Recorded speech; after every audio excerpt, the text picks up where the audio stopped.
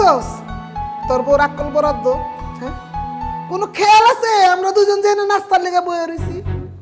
তোর বউ তো কোনো কামই ঠিক মতন করতে চায় না, হুদ্দা কাম চোরা, সারাদিন খালি মোবাইল টিপা নিয়ে ব্যস্ত। আচ্ছা বাবা, কয়টা বাজে দেখতো, ঘড়িটা দেখ। তোর অফিসে লেট হয়ে যাবো না? থাক না মা, একটু আস্তে ধীরে করুক। আর এখনো 1 ঘন্টা সময় আছে অফিসে যাওয়ার। ও একা মানুষ, বাসায় কাজ করে, অফিসে যায়, তুমি তো সবই দেখো না। দেখেও যেন কে না দেখার ভান করো, সেটাই আমি বুঝি না। বাবা বাবা, এই তো শুরু হয়ে গেল বউর গীত গাওয়া। হ্যাঁ, বউর মতো তোর কাছে কিচ্ছুই কইতে পারি না, অমনেই শুরু করে দেখ যত কথা। এই নাও তোমার নাস্তা। মা নিন, নাস্তাটা করে নিন। কি গো বৌমা, তুমি এইটা কি বানিয়ে আনছো? তোমার না কইছে আমার লাগে সুন্দর দেখা ঘি দিয়া পরোটা ভাই জানতে। ইয়া আল্লাহ, পরোটাগুলো তো পুরা শেষ। কি রে, এই পরোটাগুলো কি খাওয়া যায় এরকম পুরা পরোটা? মা আপনি তো ঘি ছাড়া পরোটা খান না, ঘিটা তো পাচ্ছি না। আর এদিকেও আমার অফিসে যাওয়া লেট হয়ে যাচ্ছে। আজকের মতো এই রুটিটা খান, কালকে ঘি দিয়ে পরোটা বানিয়ে দেবো। কইছি না তোর বড়টা কাম চোরা। হ্যাঁ, কোনো কথা কইলে কই মাসের মতন কানে আড়ে, কোনো কথা শুনবো না। আর রুটিটা পুরাই পুরাই কি করছে? এই পুরা রুটি আমি কেমনে খামু?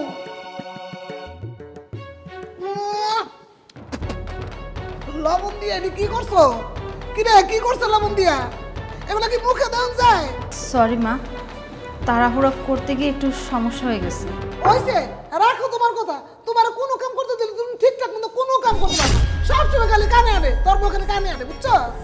মা তোমাকে একটা কথা বলি, তেলে ভাজা পরোটা খাইলে স্বাস্থ্যের জন্য অনেক খারাপ, আর তেল ছাড়া পরোটা স্বাস্থ্যের জন্য অনেক ভালো। এই পরোটা কিন্তু ভালো মা।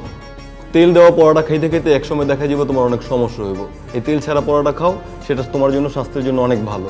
বুঝছি, তোর বড় কিচ্ছু কম যাবো না। তোর বড় কিছু কইলেই তুই খপ করে ধরে বলবি। কই একটু মার সাপোর্ট করবো তা না, একটা বড় সাপোর্ট করে আমার দুনিয়ার কথা শোনায় দেয়। হুন, এক কাম কর, সবসময় না ওই যে বোর ওই যে আসলের মধ্যে থাইকা বোরে মাথায় তুলে নাচানাচি শুরু করে দিই, বুঝছস? আর আগের দিনের ব্যানারা ছিল সিংহের মতো, আর এখনকার ব্যানারা যে কি হয়েছে রে। হ্যাঁ, বোরে লইয়া খালি নাচানাচি করতেছে, নাচানাচি করতেছে। কি আর এগুলো কি মরদ নাকি? কোনো সাহসই নাই।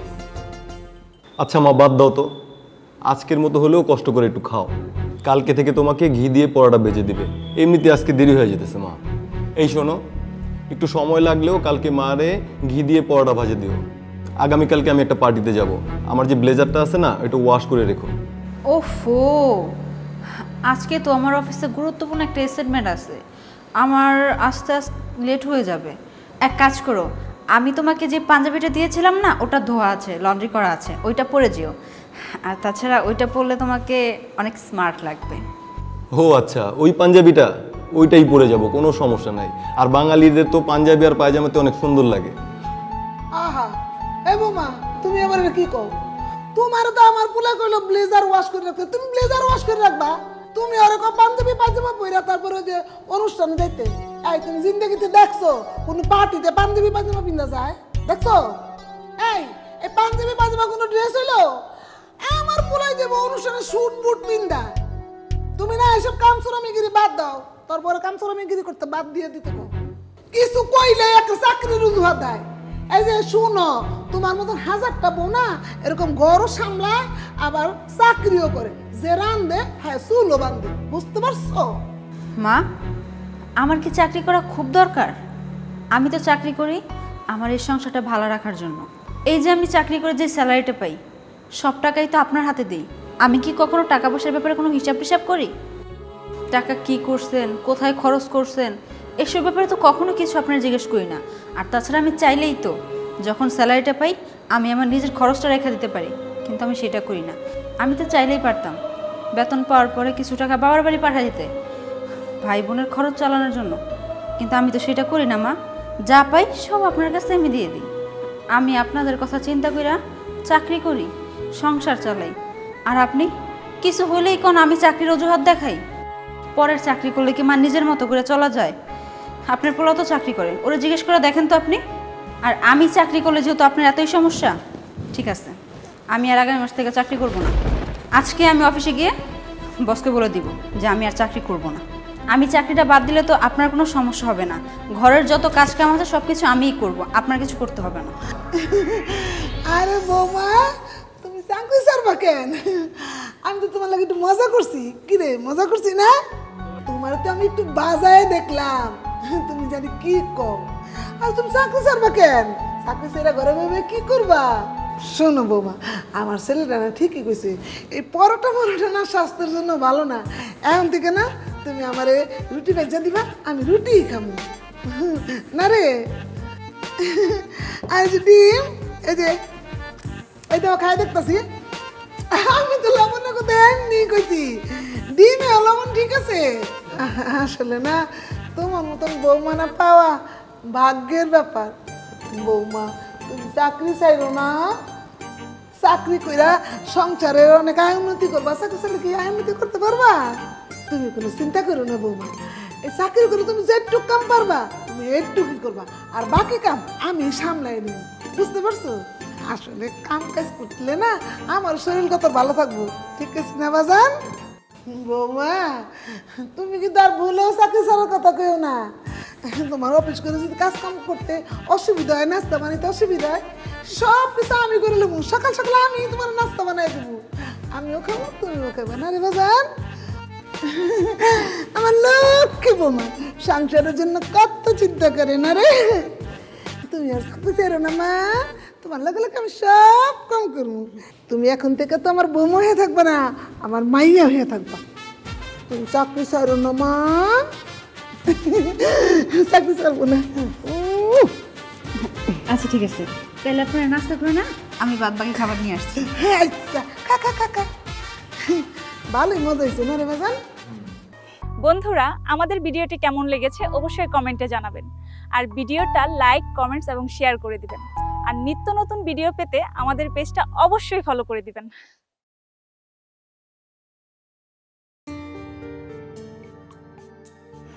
দাদা ভাই দাঁড়াও একটু। দাদু, তুমি ডাকার আর সময় পেলে না। আমরা একটু বাইরে যাচ্ছিলাম আর দিলে তো পেছন থেকে ডাক দিয়ে যাত্রাটা নষ্ট করে। হ্যাঁ বলো, কি বলবা? দাদা ভাই আমার কিছু টাকা লাগবো। তোমার এই বুড়ো বয়সে টাকা লাগবে কেন? আর তাছাড়া তোমার যা লাগে তা সব তো আমরা এনেই দিই। দাদা ভাই আমারও তো মাঝে মাঝে বাইরে যাইতে হয়, চা পান খাই। আমারও তো একটা বন্ধু সার্কেল আছে, ওরাই বিল ঠিল দেয়।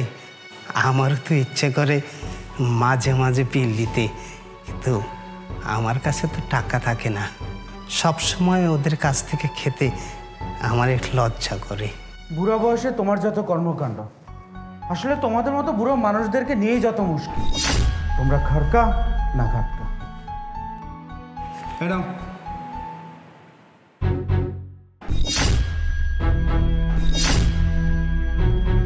তুমি দাদুকে 100 টাকা দিচ্ছ? কেন বেশি দিয়ে ফেললাম নাকি? তুমি বুঝো না বেশি দিয়েছো নাকি কম দিয়েছো? আরে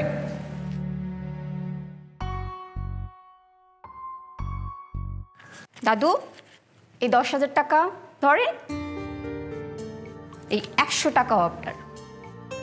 10,000 টাকা এবং সাথে 100 টাকা, ঠিক আছে দাদু?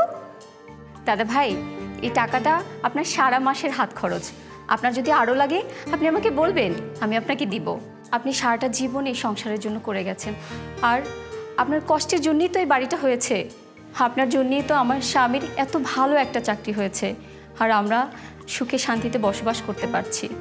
আর সামান্য কিছু টাকা আপনার হাতে দিতে পারবো না, এটা আপনি কি করে ভাবলেন দাদু? আর দাদু, আপনি এখনই জামা কাপড় চেঞ্জ করে আসেন, আপনাকে নিয়ে আমরা বাইরে যাব। আপনাকে নিয়ে আজকে আমরা সারাটা শহর ঘুরবো, খাবো দাবো, আনন্দ করব। নাথবু, তুমি কি সত্যি বলতেছো না মস্করা করতেছো? আমার নিয়ে তোমরা সারা শহর ঘুরবা? কি দরকার আমার মতো বুড়া মানুষকে নিয়ে তোমাদের সুন্দর সময়টা নষ্ট করার? আমি তো কাবাবের হাড্ডি হব। দাদু ভাই, আমি যেটা বলছি আপনি সেটাই করেন। আপনি কেন কাবাবের মধ্যে হাড্ডি হবেন? আপনাকে তো কাবাবের মধ্যে সস বানাবো। কাবাব যেমন সস ছাড়া ভালো লাগে না, তেমনি এই নাত বইরে দাদু ছাড়া ভালো লাগবে না। দাদু, আপনার কাছ থেকে তো আমাদের অনেক কিছু জানার আছে, অনেক কিছু শেখার আছে। আমাদেরও তো এই সময়টা একদিন আসবে। আজকে আমরা যদি আপনাকে সম্মান না করি তাহলে তো আমাদের নাতিপুতিরাও আমাদের সম্মান করবে না দাদু। যান দাদু ভাই, কাপড় তাড়াতাড়ি চেঞ্জ করে আসেন, তাড়াতাড়ি যান। ঠিক আছে নাদু, ঠিক আছে। দেখো, সত্যিকার অর্থে কিন্তু পুরোটাই আমার নাটক ছিল। আমি দেখছিলাম যে তুমি কি করো। আসলে তোমার মন মানসিকতা দেখে আমার সমস্ত কষ্ট দূর হয়ে গেল। যে দাদুর কারণে আজ আমার এই পর্যন্ত আসা, আমার এই সুখের সংসার, আমার মা বাবা হারানোর পর আমাকে কোনোদিন মা বাবার কষ্ট বুঝতে দেয়নি, সেই দাদুকে কি কোনোদিন আমি কষ্ট দিতে পারি? আসলে আমি সচক্ষে দেখতে চেয়েছিলাম, খুব কাছ থেকে দেখতে চেয়েছিলাম যে তুমি আমার দাদুকে কতটুকু ভালোবাসো, কতটুকু সম্মান করো। সত্যি তোমার মতো বউ পাওয়া ভাগ্যের ব্যাপার।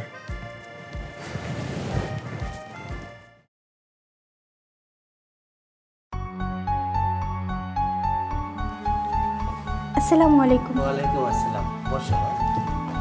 এই যে আমার মেয়ে তানহা। আলহামদুলিল্লাহ। আপনি কি পাত্র? আপনি আমাকে দেখতে এসেছেন? হ্যাঁ তানহা, ও একটা খুব ভালো ছেলে, তোর জন্য একটা সুযোগ্য পাত্র পেয়েছি। বিআই সাহেব, চলেন আমরা পাশের রুমে যেয়ে কথা বলি, আর ওরা একান্ত একটু কথা বলুক। ওরা তো আজকালকার যুগের ছেলে মেয়ে, ওরা একটু একান্ত কথা বলতেই পারে। হ্যাঁ বেন, আপনি ঠিকই বলেছেন, চলেন।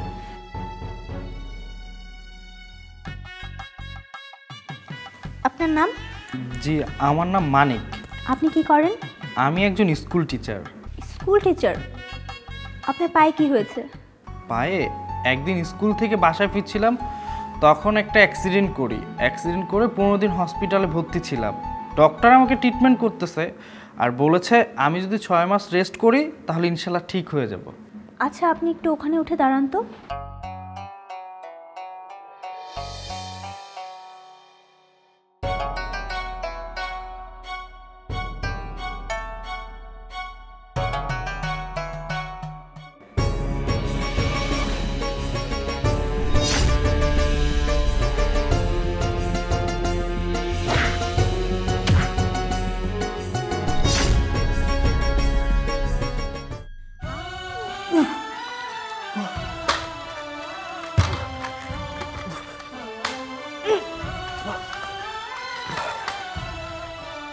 শালা পঙ্গুর বাচ্চা পঙ্গু, তোর এত সাহস কি করে হলো? তুই আমাকে বিয়ে করতে আসছিস? হ্যাঁ, এত সাহস কোত্থেকে পেয়েছিস? আর আমার মা কি পাগল হয়ে গেছে? তোর মতো পঙ্গুর সাথে আমার বিয়ে ঠিক করেছে? আপনি কিন্তু আমাকে অপমান করছেন। তোকে অপমান? তোর মান সম্মান বলে কিছু আছে যে তোকে অপমান করব? তুই কি করে ভাবলি আমার মতো সুন্দরী একটা মেয়ে তোর মতো ল্যাংড়া একটা ছেলেকে বিয়ে করবে? তুই হচ্ছিস পঙ্গু আর সামান্য একটা স্কুল টিচার। তুই কি করে ভাবলি আমার মতো সুন্দরী কোটিপতির একটা মেয়ে তোকে বিয়ে করবে? তোর কি হিতাহিত জ্ঞান নেই? তুই আমার মা কি জাদু করেছিস যে আমার মা তোর সাথে বিয়ে দেওয়ার জন্য এভাবে পাগল হয়ে গেছে? আমি কখনোই তোকে মানতে পারবো না। আমি কোটিপতি একটা মেয়ে, বিয়ে করলে হ্যান্ডসাম কোটিপতি একটা ছেলেকেই বিয়ে করব। দেখুন, সৃষ্টিকর্তা চাইলে কিন্তু আমাদের বিয়েটা হতেও পারে, আর এখানে তো আমার কোনো হাত নেই। এখানে আপনার মা আর আমার বাবা সিদ্ধান্তটা নিয়েছে, আমি এখানে কি করব বলুন? মা সম্বন্ধ ঠিক করেছে। মা ঠিক করার কে? আমি বিয়ে করব, সিদ্ধান্তটা সম্পূর্ণ আমার। আমার মতো সুন্দরী মেয়েকে তুই কখনোই বিয়ে করতে পারবি না। তোর সাথে যেমন মেয়ে যায় তুই তেমন মেয়ে বিয়ে কর, তেমন মেয়ের পেছনে ঘোর। অবশ্য তোর জন্য একটা উপায় আছে, দাঁড়া। রহিমা, আয় রহিমা, একটু এদিকে আয়। যে আপা মনে আমার ডাকছেন? হ্যাঁ হ্যাঁ ডেকেছি। এই যে রহিমা, দেখতে কালো কুৎসিত, তোকে না ওর সাথেই মানায়। রহিমা, তোর জন্য এতদিনে সুপাত্র পেয়েছি খুঁজে, দেখ তো পছন্দ হয় কিনা। মানাবে কিন্তু তোর সাথে খুব সুন্দর। তানহা, আজকে আপনি আমার পঙ্গুত্বের অবস্থান নিয়ে আমাকে অপমান করলেন। শুনুন, আপনাকে একটা কথা বলি, উপরে যদি আল্লাহ থেকে থাকে না, আপনি একদিন আমার কাছে আসবেন, কান্না করবেন যে প্লিজ আমাকে বিয়ে করেন।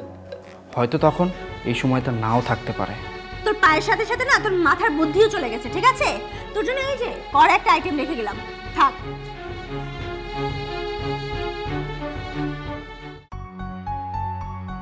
কি বাবা, তোমাদের কথা শেষ হলো? হ্যাঁ আন্টি, আপনার মেয়ের সাথে একেবারে কথা শেষ হয়ে গেছে। আপনার মেয়ের না অনেক দেমাক। অনেক ডিমান্ড। আমি ল্যাংড়া পঙ্গু একটা মানুষ, আপনার মেয়ে আমাকে বিয়ে করবে না। আমাকে অনেকভাবে না অপমান করেছে। আমাকে বলেছে আমি ছোট একটা স্কুলে চাকরি করি। আপনার মেয়ে কি আমাকে বিয়ে করবে বলেন? আন্টি, আপনাকে একটা কথা বলছি, আমি যে আপনাকে এই কথাগুলো বলেছি না, আপনার মেয়েকে বলতে যায় না। আপনার মেয়ে অনেক কষ্ট পাবে। সময় সুযোগ আসলে এটা জবাব আমি ইনশাল্লাহ নেব। বাবা চলো এখান থেকে, আর এক মুহূর্তের জন্য এখানে থাকতে চাই না। চলো বাবা।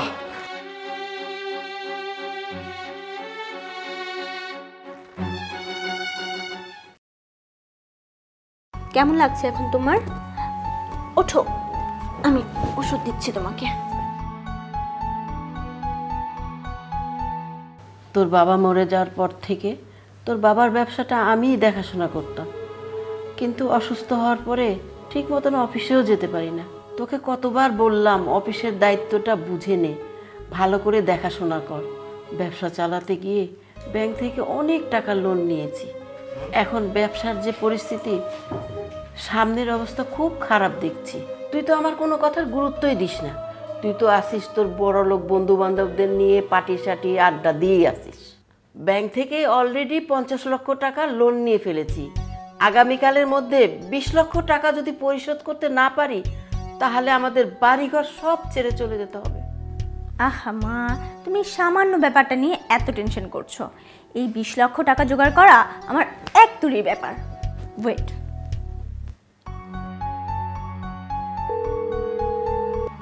হ্যালো বেবি, তুমি কোথায় বেবি? শোনো না, আমাকে একটা হেল্প করতে পারবা প্লিজ? কি উপকার বলো? আমার না কালকের মধ্যে 20 লক্ষ টাকা লাগবে, তুমি আমাকে একটু ম্যানেজ করে দাও না। আসলে হয়েছে কি, আমাদের না বিজনেসে একটা প্রবলেম হয়েছে, তাই আর কি। জান, তুমি আমাকে কালকের মধ্যে 20 লক্ষ টাকা দাও প্লিজ। আমি কয়েকদিনের মধ্যে তোমাকে পরিশোধ করে দিব। তুমি তো আমার জন্য সব কিছু করতে পারো না, বলো বেবি? এই বেটি, তুই কি পাগল হয়ে গেছিস? তোরে আমি 20 লক্ষ টাকা কেন দিতে যাব? এটা কি মামুর বাড়ির আবদার যে টাকা কাছে ধরে যে যাকে দিব পড়বে আর তোরে দিয়ে দিব? তুই কি আমারে কাদা ভাবছস? আমি তোরে জাস্ট ইউজ করছি, ইউজ করা হয়ে গেছে। এখন যা দূরে সর। তোর মতো এমন মাইয়া আমি প্রতিদিন ইউজ করি, ঠিক আছে? ওদের মধ্যে তুই একটা আইটেম ছিলি, জাস্ট আইটেম। তুই আজকে আমারে বলস 20 লক্ষ টাকা লাগবে, পরে যে আবার বলবি না, আর কোনো গ্যারান্টি আছে? অতএব তুই দূরে যা, সর। আজকের পর থেকে আমারে কোনো ফোন দিবি না। তোর নাম্বারটা এখন আমি ব্লক লিস্টে রাখবো। এই হচ্ছে তোর জান, তাই না? তুই যা বলবি সব শুনবে। তুই যদি আমার কথা মতন আমার পছন্দের ছেলেকে বিয়ে করতি, তাহলে এই ব্যবসাটা সেই ছেলেই ধরে রাখতো, আর আজকে আমাদের এই পরিণতি দেখতে হতো না। আর তুই যে ছেলেটার সাথে কথা বললি, কি বলেছে শুনেছিস? তোর সাথে টাইম পাস করেছে, তোকে ইউজ করে ছেড়ে দিয়েছে। দাঁড়া, তোকে একটা জিনিস দেখাচ্ছি।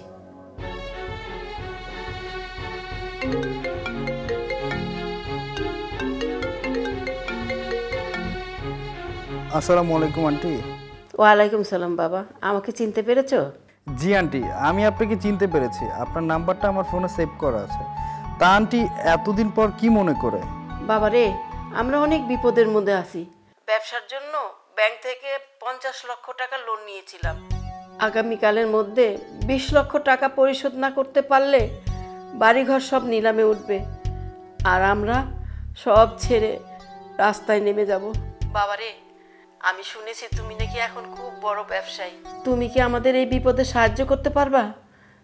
আমি তোমার সব টাকার ঋণ শোধ করে দিব বাবা, সব ঋণ শোধ করে দিব। আন্টি, আপনি এটা নিয়ে কোনো টেনশন করবেন না। আপনি এক কাজ করুন, ব্যাংকের কর্মকর্তার নাম্বারটা আমাকে পাঠিয়ে দিন, আমি ওনাদের সাথে কথা বলে নিচ্ছি।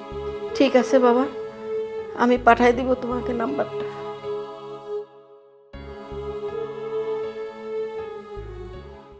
বাবা, কোনো ব্যবস্থা হলো? জি আন্টি, এই ব্যাপারে কথা বলতে আমি সরাসরি আপনার বাসায় চলে আসলাম। ফোনে কি আর কথা বলবো? আন্টি, আমি ব্যাংকের কর্মকর্তাদের সাথে অলরেডি কথা বলেছি। কথা বলে আমি 20 লক্ষ টাকা ব্যাংকে জমাও করে দিয়েছি। ব্যাংকের কর্মকর্তারা আমাকে বলেছে 1 বছরের মধ্যে আপনাকে আর জ্বালাতন করবে না, মানে ঋণ চাইবে না। আমি এই ব্যাপারে কথা বলে রেখেছি। আর আন্টি, এই 1 বছরের মধ্যে বাকি যে লোনটা আছে, এই লোনটা আপনি আস্তে আস্তে পরিশোধ করে ফেলবেন। আর আমার যে 20 লক্ষ টাকা আমি আপনাকে দিয়েছি, এই 20 লক্ষ টাকা আপনার যখন হবে তখন আমাকে দিয়েন, আমার কোনো প্রবলেম নাই। আল্লাহ তাআলা আমাকে যত কিছু দিয়েছে যথেষ্ট পরিমাণ দিয়েছে। এই শহরে 5-10 জন বিজনেসম্যানের মধ্যে আমি একজন বিজনেসম্যান। দেখেন, সেই সময় না আমি অনেক বড় একটা ভুল করেছি। আমি আপনার শারীরিক অসুস্থতা নিয়ে অনেক কটাক্ষ করেছি, ঠাট্টা মশকরা করেছি, যা আমার একদমই ঠিক হয়নি। কিন্তু আজকে আমাদের বিপদে আপনি যেভাবে পাশে এসে দাঁড়ালেন, এই ঋণ আমি কখনোই শোধ করতে পারবো না। আমার কোটিপতি বয়ফ্রেন্ডকে আমাদের বিপদের কথা বলেছিলাম, কিন্তু সে তো সাহায্য করেইনি, উল্টা আমাকে ছেড়ে চলে গেছে। আসলে আপনি অনেক মহান। আপনি আমাদের এই বিপদে সাহায্য করেছেন, এভাবে পাশে এসে দাঁড়িয়েছেন। হয়তো আপনাকে কোনো কিছু বলে খুশি করতে পারবো না, কিন্তু আপনি যদি পারমিশন দেন আমি একটা কথা বলতে চাই। অফকোর্স, কি বলবেন বলুন। আপনি কিছু মনে না করলে আপনি আমাকে বিয়ে করবেন? আমি সবসময় আপনার পায়ের নিচে পড়ে থাকবো, আপনার খিদমত করব, কখনো আপনার সাথে বাজে ব্যবহার করব না। এ তো খুবই ভালো কথা। রহিমা, এখানে আসো তো।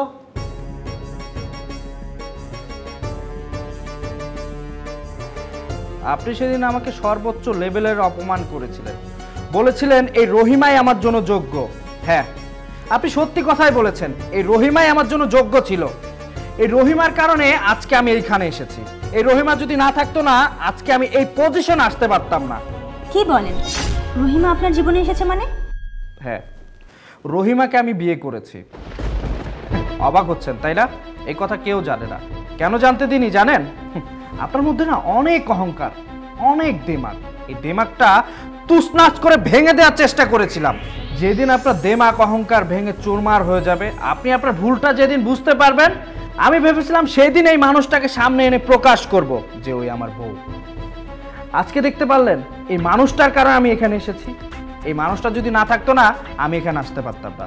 হ্যাঁ আপা, আমরা দুজন বিয়ে করেছি, আর ওনার কথা মতো এতদিন কাউকে কিছু জানাইনি। তানহা, আপনি যেদিন আমাকে বলেছিলেন না এই রহিমাই আমার জন্য পারফেক্ট, আমি যখন রহিমার সাথে কথা বললাম, কথা বলে রিয়ালাইজ করতে পারলাম যে এই মানুষটাই আমার জন্য পারফেক্ট। রহিমার জমানো টাকা আমার হাতে তুলে দেয়, আমি ওই টাকা নিয়ে একটা ব্যবসা শুরু করি। ওই ব্যবসা দিয়ে আজকে আমি এই প্রতিষ্ঠিত, এই জায়গায় এসেছি এই মানুষটার কারণে। আমি আপনাকে একটা কথা বলি, স্কুল মাস্টারও না প্রতিষ্ঠিত হতে পারে, বড় বিজনেসম্যান হতে পারে। আজকে সেটার প্রমাণ পেলাম। হয়তো এই মানুষটার উসিলায় আল্লাহ তাআলা আমাকে এই জায়গায় এনেছে। আপনাকে চরম লেভেলে শিক্ষা দেওয়ার জন্য আল্লাহ ওকে উসিলা করে নিয়ে আসছে। শুনুন, আপনাকে একটা কথা বলি, আল্লাহ পাক বান্দার জন্য যে জিনিসটা রাখে না, ওই জিনিসটাকে নিয়েই সন্তুষ্ট থাকা দরকার, বেশি আশা করা ভালো না। শুনুন, আপনার মা আপনার জন্য আমাকে নির্ধারণ করেছিল। আজকে যদি আপনি আমাকে বিয়ে করতেন না, তাহলে এই দিনটা দেখতে হতো না। দেখুন তো রহিমা কোথায় আর আপনি কোথায়, বুঝতে পারলেন তো? আমরা দাঁত থাকতে না দাঁতের মর্ম দিতে চাই না, যখন দাঁতটা পড়ে যায় তখন ঠিকই এটার কদর দিতে বুঝি যে এটার কি মূল্য ছিল। বুঝতে পারলেন? এই মানুষটার কারণে আজকে আমি এইখানে। আমি মানুষটাকে নিয়ে অনেক ভালো আছি। ভালো থাকবেন আপনারা। চলো। অহংকার পতন ছাড়া মানুষের জীবনে কখনো ভালো কিছু বয়ে আনে না। আপনার জীবনে ধন সম্পদ বা যা কিছু আছে তা সবই আল্লাহর দেয়া নেয়ামত, তাই সেটা নিয়ে কখনো দেমাগ দেখাবেন না, নতুবা এই ভিডিওটির মতো পতন অনিবার্য হবে।